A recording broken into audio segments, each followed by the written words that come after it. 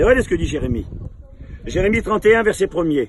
En ce temps-là, dans le temps qu'on est nous aujourd'hui, il y a 2700 ans, en ce temps-là, dit l'Éternel, c'est Dieu qui parle, je serai le Dieu de toutes les familles d'Israël, et ils seront mon peuple.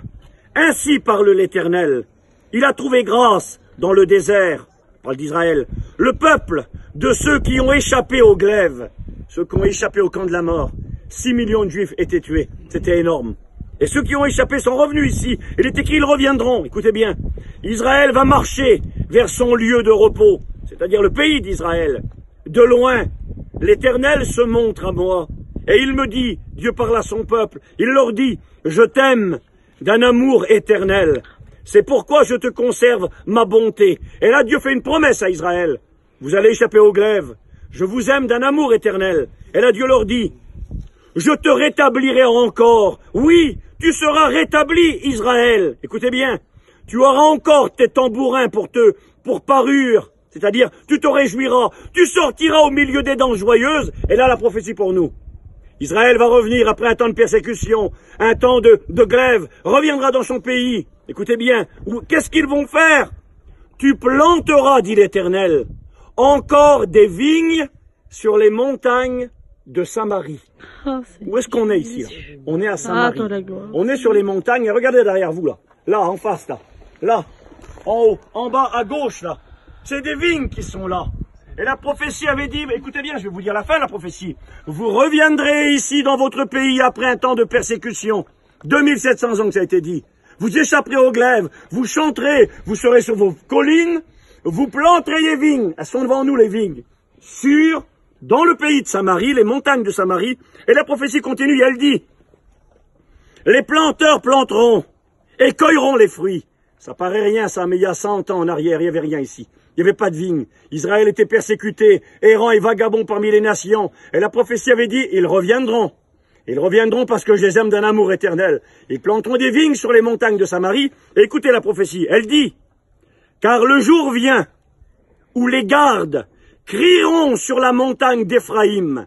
C'est ici les montagnes d'Éphraïm. Et là la prophétie, elle dit, les gardes crieront sur la montagne d'Éphraïm, levez-vous, montons à Sion vers l'Éternel, notre Dieu. Amen. Écoutez une seconde. C'est qui ces gardes qui vont crier sur les montagnes? C'est qui? Alors, je vais vous expliquer. Vous parlez pas hébreu, puis moi non plus. Mais lorsqu'on étudie, et on a appris cela, nous, avec un guide qui nous avait fait comprendre ça, il avait dit que le mot chrétien en hébreu, vous l'avez écouté hier à Nazareth, vous n'avez peut-être pas fait attention. Est-ce que vous vous souvenez comment on dit un chrétien en hébreu? Quelqu'un se rappelle ce qu'il a dit le guide hier? Vous vous rappelez pas? Nazareth, et ça a donné un mot pour dire les chrétiens. Nazaréen. Les Nazaréens, et ça se dit en hébreu les Notzrim. Les Notzrim, ça vient du mot Netzer, qui veut dire le rejeton, qui vient de Nazareth. Et les chrétiens, c'est les Notzrim. Et vous savez quel est le mot qui est là dans le texte biblique? Le vrai mot, c'est pas les gardes. Le mot hébreu, vous vérifierez si vous voulez pas de problème. C'est le mot Notzrim qui est écrit. Et la prophétie a dit ceci. Elle dit, tu planteras encore des vignes sur les montagnes de Samarie. Nous y sommes. Les planteurs planteront et cueilleront, car le jour vient où les Nosrim crieront sur les montagnes d'Éphraïm. Et les Nosrim, c'est les chrétiens. La prophétie disait il y a 2700 ans en arrière, les Nosrim, ceux qui croiraient en Jésus de Nazareth, viendraient sur les montagnes d'Éphraïm. Le peuple reviendrait, ils planteraient des vignes, et les chrétiens viendront ici, et ils crieront.